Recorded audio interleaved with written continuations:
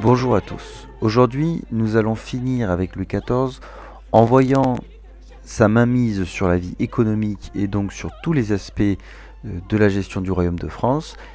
Et enfin, nous conclurons en mettant en avant quelques limites à son pouvoir. Comme nous le rappelle cette œuvre, Louis XIV est un roi guerrier. C'est un roi qui fait beaucoup la guerre.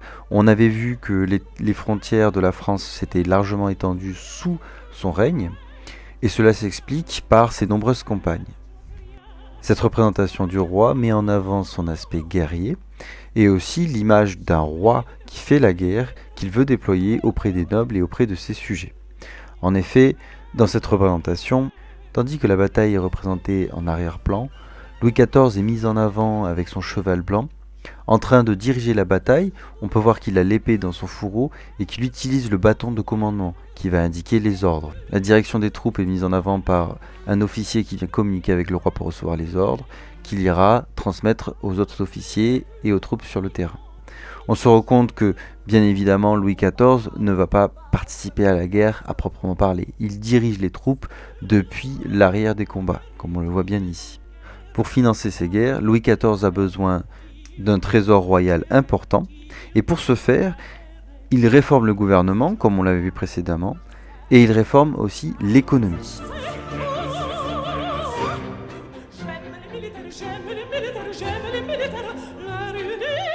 Pour réformer l'économie, Louis XIV va s'appuyer sur son conseil restreint, sur des hommes de confiance, et parmi ces hommes de confiance, il y a une personne qui va être particulièrement connue, c'est Colbert, Jean-Baptiste Colbert. Alors des Colbert, il y en a eu plusieurs.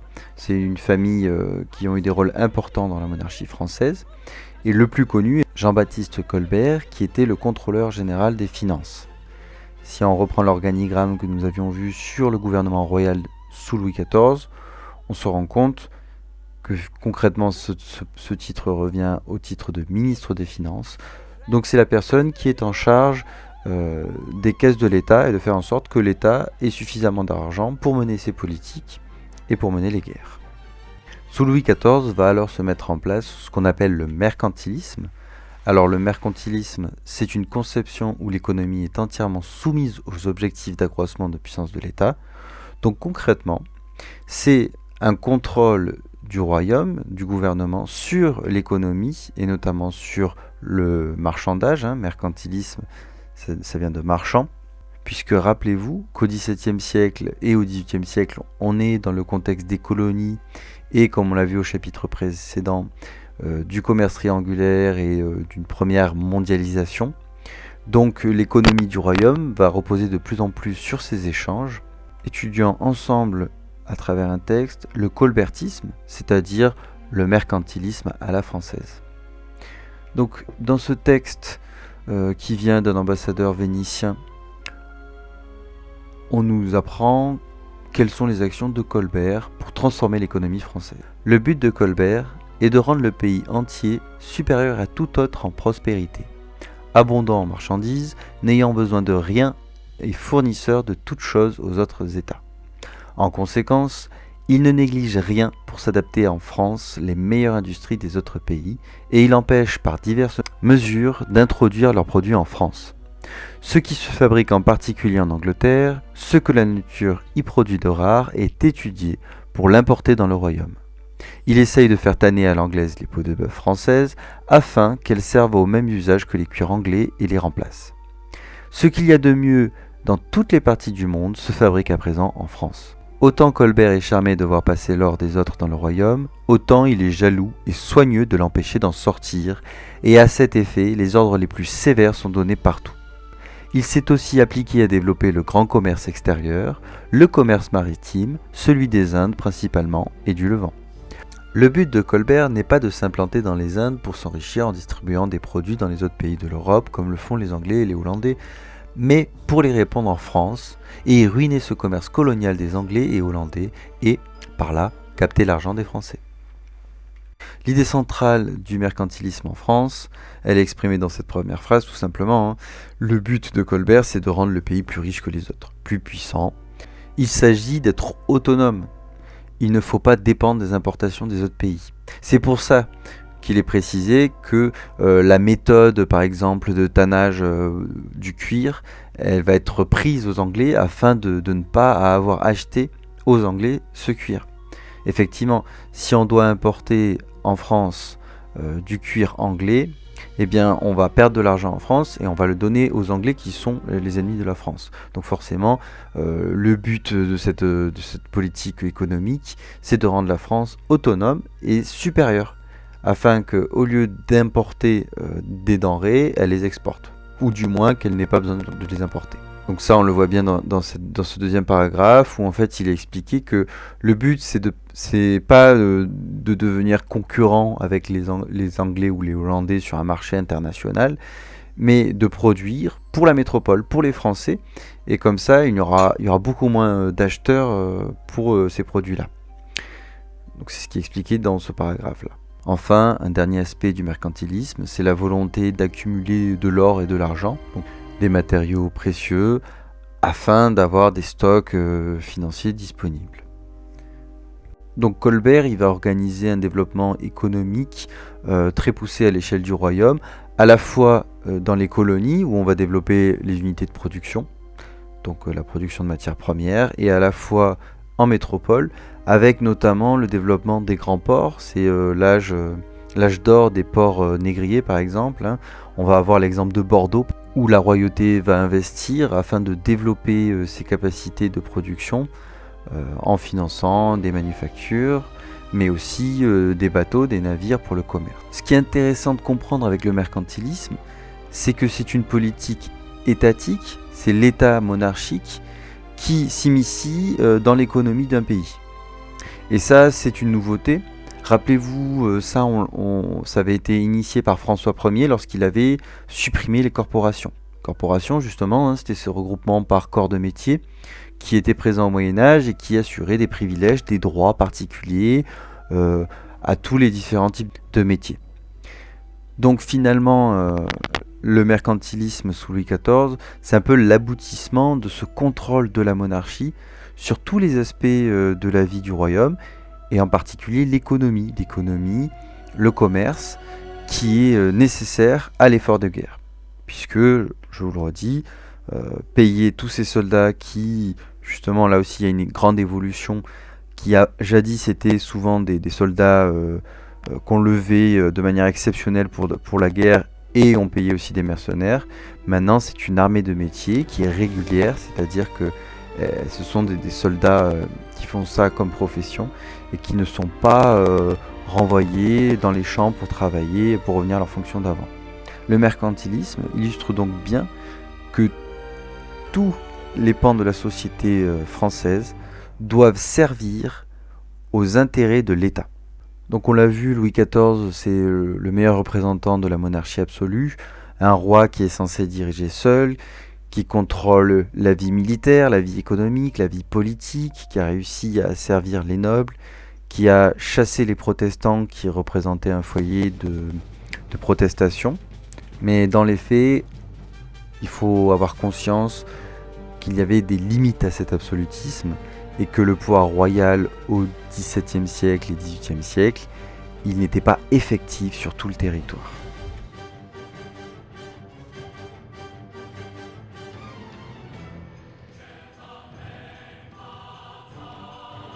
Si on prend un exemple qui vous sera peut-être familier, on va prendre la place Bellecour.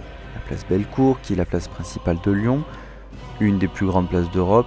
On y trouve en son centre une statue, dite équestre, puisqu'il est sur un cheval, de Louis XIV, avec au pied de cette statue une représentation du Rhône et de la Saône. Donc, il faut savoir que le roi n'est venu qu'une seule fois à Lyon, puisqu'il était très souvent à Versailles finalement. Cette statue, elle a été érigée en 1713, donc vraiment à la toute fin du règne de Louis XIV, et elle a été détruite à la Révolution pour fabriquer des canons. Donc la statue actuelle que vous pouvez voir à Lyon, c'est une statue qui date de 1825 pendant la Restauration, donc le retour à la monarchie après la Révolution française. La place Bellecour, elle a eu plusieurs noms. Elle a été baptisée place Royale en 1715, puis Louis le Grand en hommage à Louis XIV, et par exemple sous le régime de Vichy, elle a été nommée place Maréchal Pétain. Elle a repris son nom de place Bellecour qu'à la fin de la Seconde Guerre mondiale, donc en 1945. Donc on se rend compte que la place principale d'une ville, elle a une fonction de démonstration du pouvoir finalement.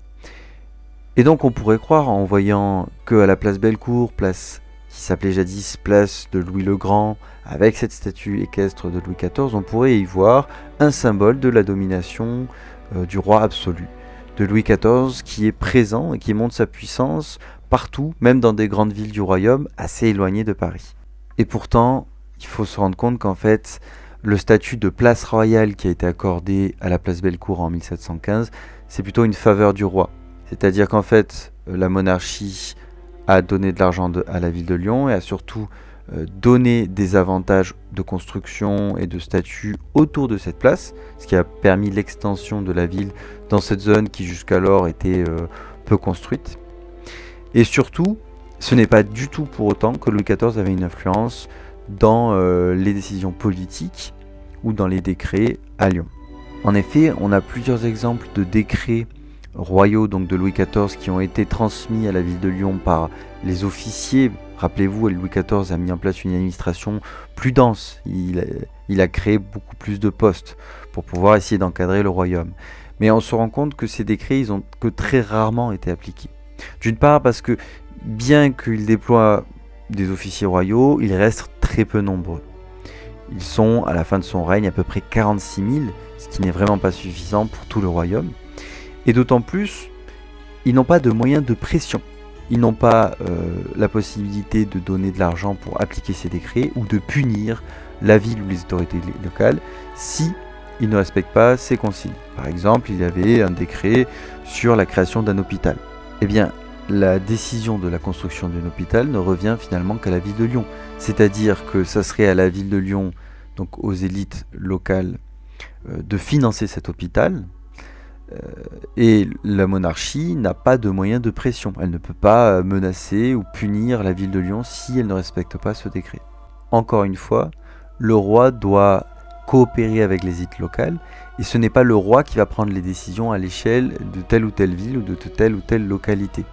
C'est seulement si les élites locales font partie du réseau de clientèle du roi et si elles sont d'accord avec les décisions du décret. Si effectivement la ville de Lyon considère qu'elle a besoin d'un nouvel hôpital. C'est eux qui vont donner de l'argent, donc c'est eux qui vont prendre cette décision. Donc concrètement, le pouvoir absolu du roi, il ne s'observe pas forcément dans les villes ou dans les localités loin de Paris. De manière plus simple, l'aristocratie conserve son influence dans les provinces. Et la diversité des coutumes et des langues, des privilèges locaux, forment des obstacles pour l'application de la volonté royale. Puisque, rappelez-vous, la France, malgré les efforts de François Ier d'uniformiser les langues, d'uniformiser les coutumes, eh bien, on va avoir des privilèges particuliers. On va avoir des fonctionnements propres à chaque localité. Donc forcément, les décrets royaux, parfois, ils rentrent en opposition avec ces lois locales. C'est d'ailleurs le rôle des parlements, rappelez-vous, de refuser ou d'adapter des décrets royaux aux réalités locales. Donc il faut bien se rendre compte que Louis XIV ne gouverne absolument pas. Donc il faut bien se rendre compte que tous les décrets de Louis XIV n'ont pas été appliqués. Donc il faut bien se rendre compte que tous les décrets de Louis XIV n'ont pas forcément été appliqués sur tout le royaume français. Ça va dépendre des liens entre le roi et les élites et les aristocrates de ces localités, et des moyens et du contexte. La monarchie absolue de Louis XIV, elle s'observe surtout dans la symbolique, dans la représentation du roi. C'est ce qu'on voit ici. Si les villes ne vont pas forcément appliquer tous ces décrets, ils vont reconnaître l'autorité du roi et la mettre en avant. Mais plus encore que cette dépendance envers les élites locales pour appliquer les décrets royaux, de plus en plus, et surtout à la fin de son règne, on voit apparaître des critiques envers l'absolutisme. Les premiers à critiquer Louis XIV sont bien évidemment les protestants. Protestants qui se sont enfuis en Suisse et qui, depuis la Suisse, inondent les Français de caricatures et de textes critiquant Louis XIV et ses décisions. Certains sont même restés en France et mènent une lutte Par exemple, dans les Cévennes, on va avoir des rebelles protestants qui vont tendre des embuscades et résister aux forces royales. Donc concrètement, Louis XIV n'a pas un contrôle total sur tout le territoire français. Plus encore, on va avoir des critiques qui vont se développer à la cour du roi. L'exemple le plus connu est une lettre de Fénelon, une lettre adressée à Louis XIV, ce dernier ne l'aura jamais reçue. Depuis environ 30 ans, vos principaux ministres ont ébranlé et renversé toutes les anciennes maximes de l'État pour faire monter jusqu'au comble votre autorité, qui était devenue la leur parce qu'elle était dans leurs mains. On n'a plus parlé de l'État ni des règles, on n'a parlé que du roi et de son bon plaisir. On a poussé vos revenus et vos dépenses à l'infini.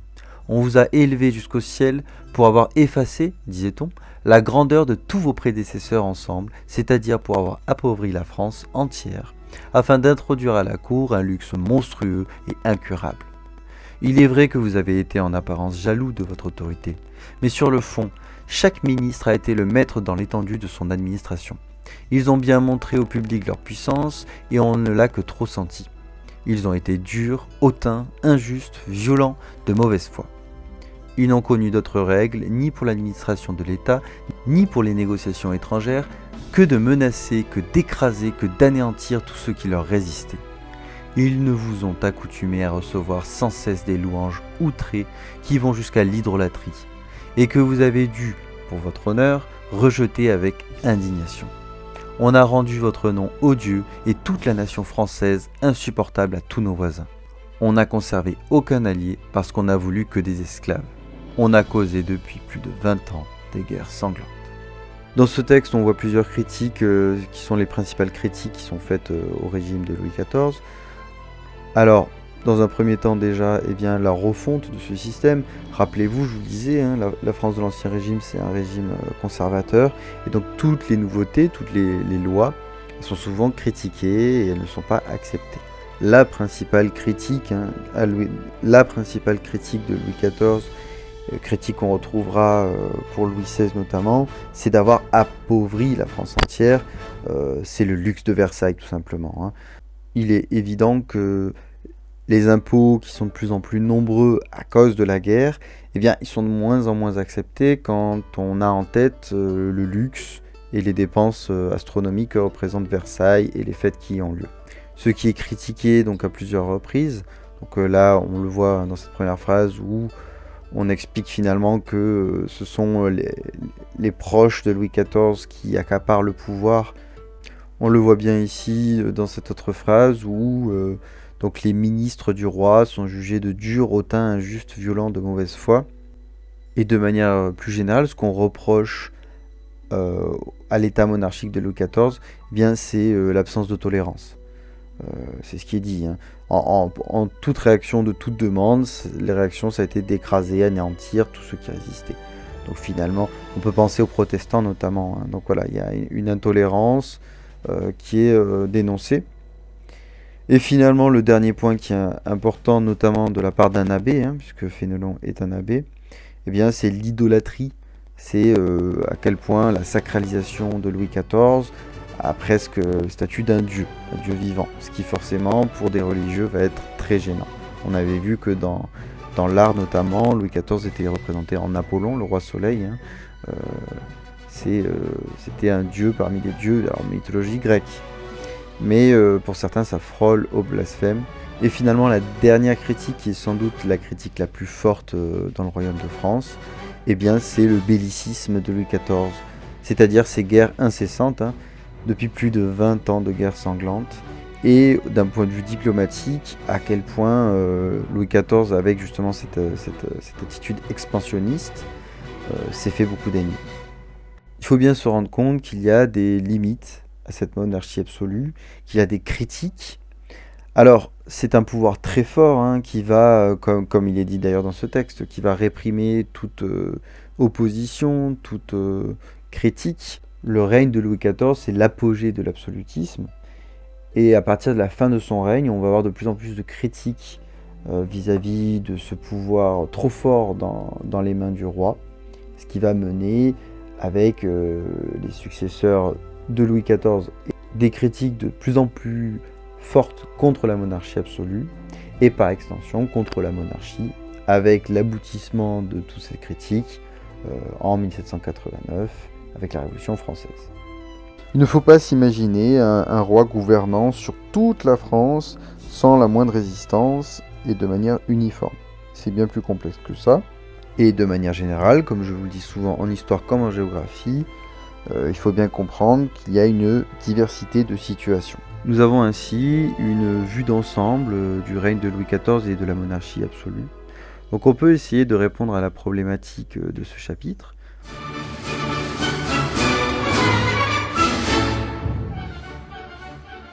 Comment et pourquoi la monarchie française renforce-t-elle son pouvoir en déployant un État monarchique durant l'époque moderne?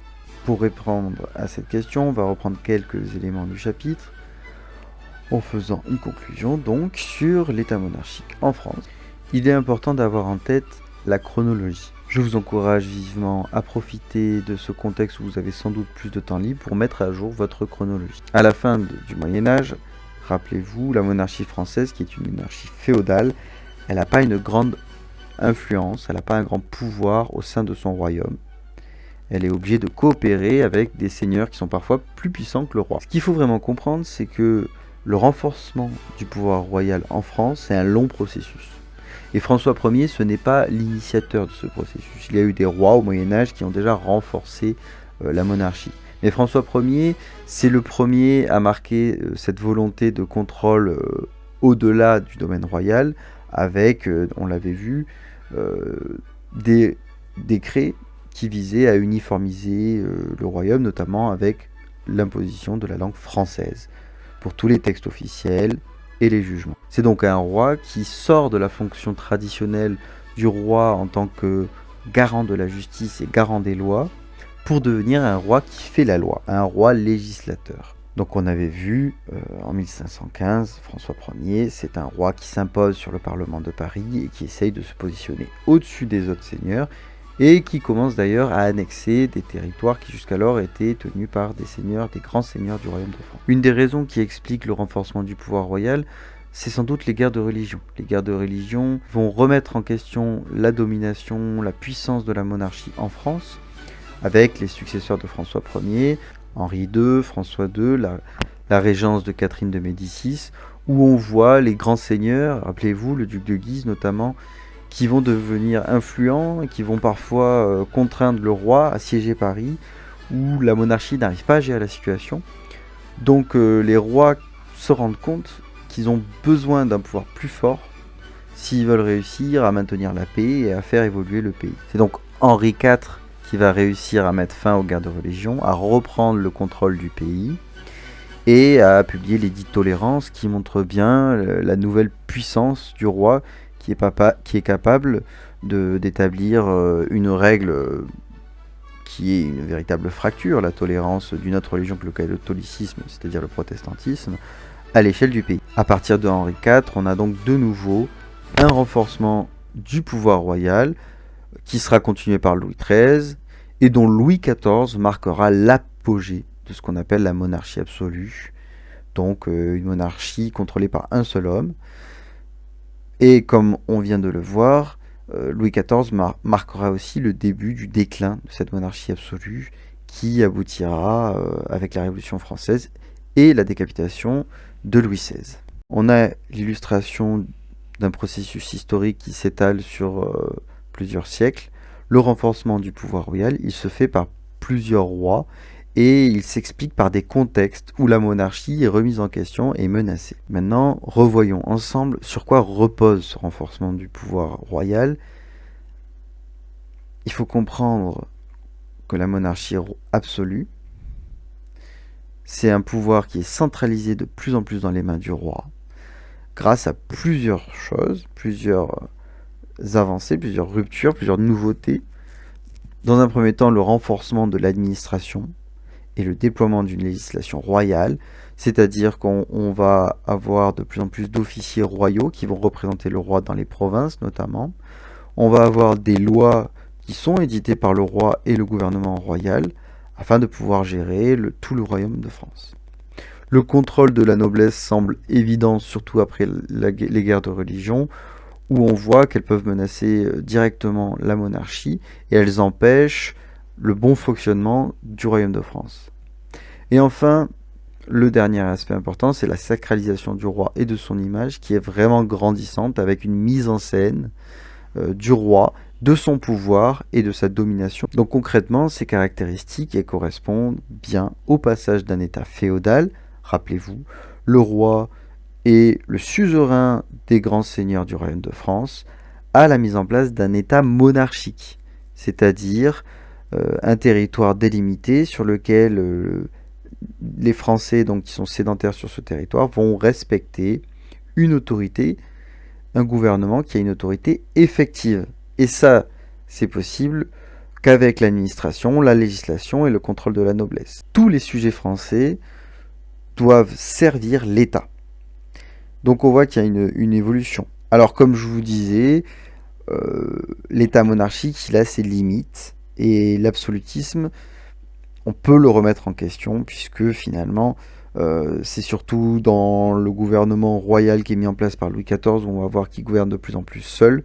Mais dans les faits, pour appliquer ses décrets, appliquer ses décisions ou ses impôts, il a tout le temps besoin des élites locales. En effet, la monarchie absolue est confrontée à une multitude de coutumes et de droits qui vont donc rentrer en contradiction avec les décrets royaux, qui vont nécessiter des adaptations, donc ce qui complexifie le contrôle, la direction de la France, du Royaume de France, par l'État monarchique. Le roi ne peut pas gouverner sans la coopération des élites locales, qui restent très importantes dans les prises de décision et l'application des décisions royales. Et enfin, comme on vient de le voir, il y a de plus en plus de critiques contre le pouvoir du roi et l'usage qui est fait de ce pouvoir, notamment dans la faste, la dépense excessive et des guerres qui sont parfois néfastes pour le pays.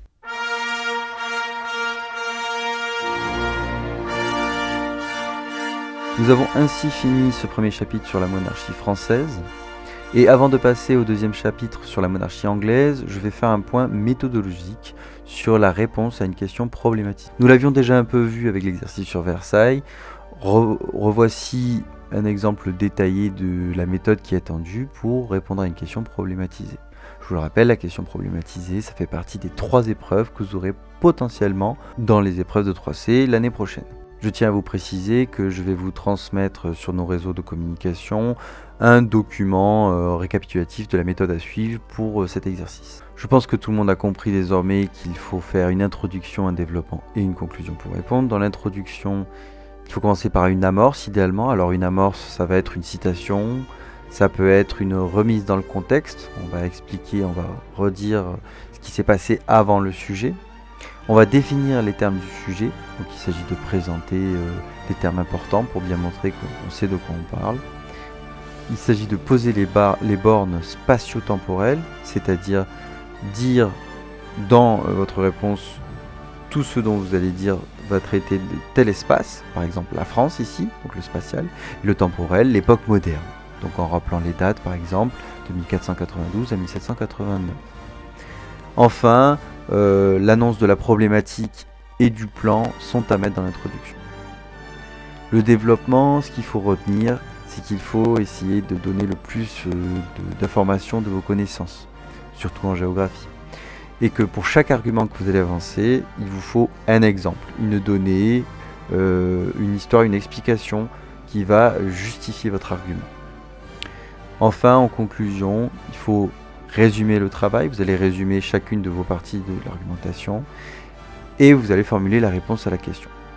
Il est vraiment appréciable de faire une ouverture, c'est-à-dire une réflexion sur ce qu'on pourrait dire en plus sur ce sujet, une remise en question de certains aspects de ce sujet. Ce que je vous propose maintenant, c'est de voir un exemple détaillé avec un sujet. Comment le renforcement du pouvoir royal permet-il l'affirmation de l'État en France au XVIe et XVIIe siècle? Donc là, vous avez un sujet très très large, finalement, qui correspond à tout le chapitre. Donc là, vous avez ce que vous aurez en année de première, mais pas en année de terminale, c'est-à-dire une indication du plan. C'est-à-dire qu'on vous aide, on vous dit, eh bien, partie 1, vous allez traiter de ça, partie 2, vous allez traiter de ça.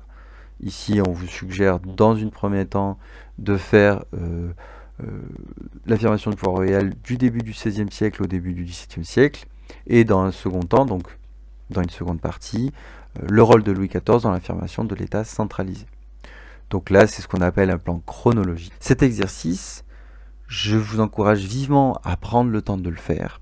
Les attendus de l'épreuve sont de faire entre 3 et 4 pages, et vous aurez 1 heure le jour des E3C, vous aurez 2 heures pour faire les deux parties. Donc concrètement, c'est bien de se préparer en 1 heure à être capable de faire cet exercice. Donc je vous encourage vivement à prendre le temps de réfléchir à ce sujet, de le faire en rédigé ou de le faire en prise de notes.